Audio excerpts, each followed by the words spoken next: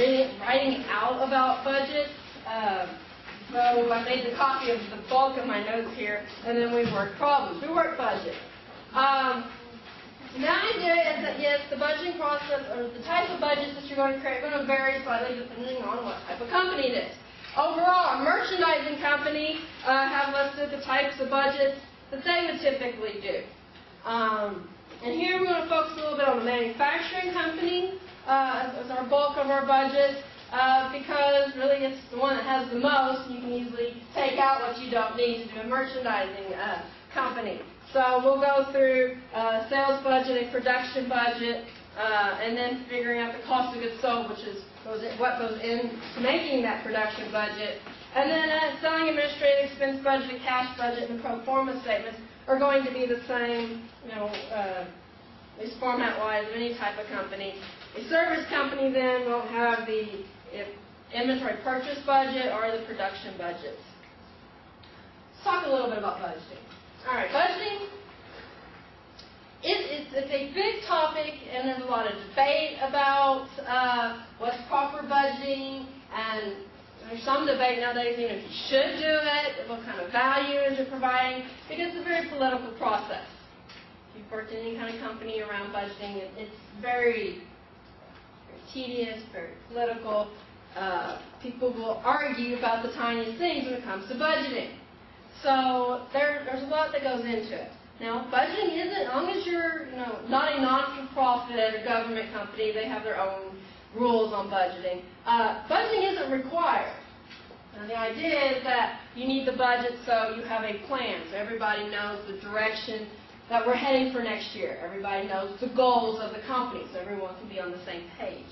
Now, that benefit becomes obsolete when you don't get your budgets done on time. Like the company I used to work for, our fiscal year ran April 1st through March 31st, and while we started budgeting process for the next year in November, we didn't get through until June, and the year's already started. We're already like 3 months in, and so what value is that?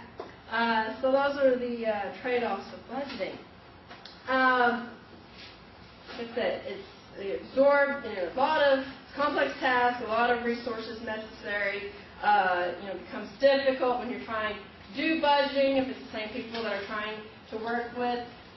The accounting year-end closes, quarter closes, can be a very stressful situation. Ways of budgeting then.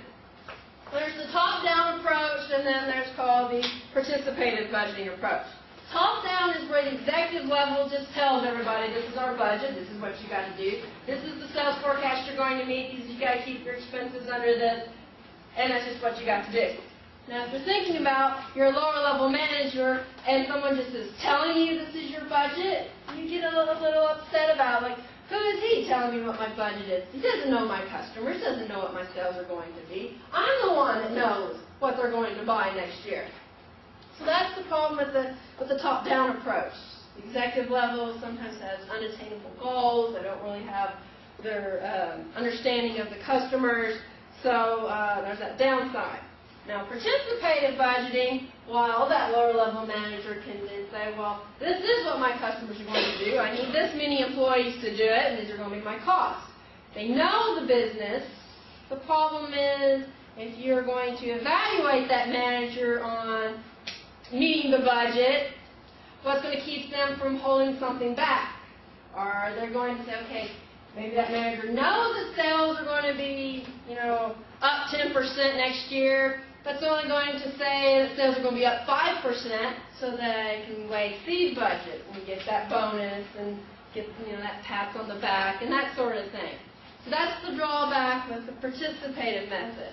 So ideally, you have some sort of way to involve everybody, the top-down approach, but they have the overall goals, lower level saying what I can do, possibly not, paying bonuses on meeting that budget number, having some other way to evaluate performance, to try to help with those issues.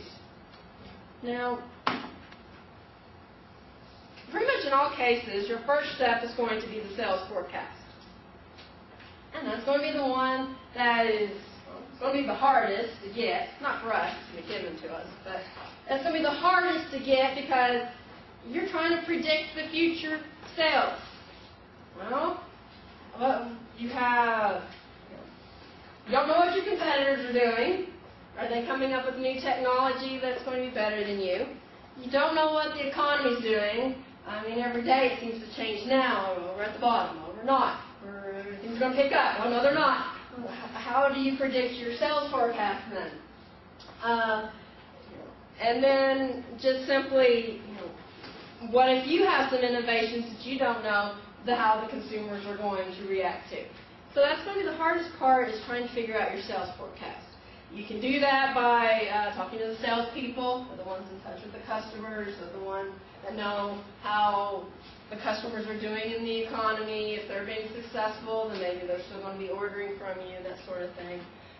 The marketing department knows some feel on how the market is going. And then simply doing forecasting models. There's tons of those out there. You can read all about this different software will help you with your forecasting. This one will do this, and you have all these different techniques. We're not going to get into those specifics. Yes, that's typically going to be like the marketing department that'll get into some of that. You can take those types of classes if you're interested. So in here, our forecast is going to be given to us. Our job then is going to be to build all the budgets from that forecast. Okay? So let's start with the simplest one.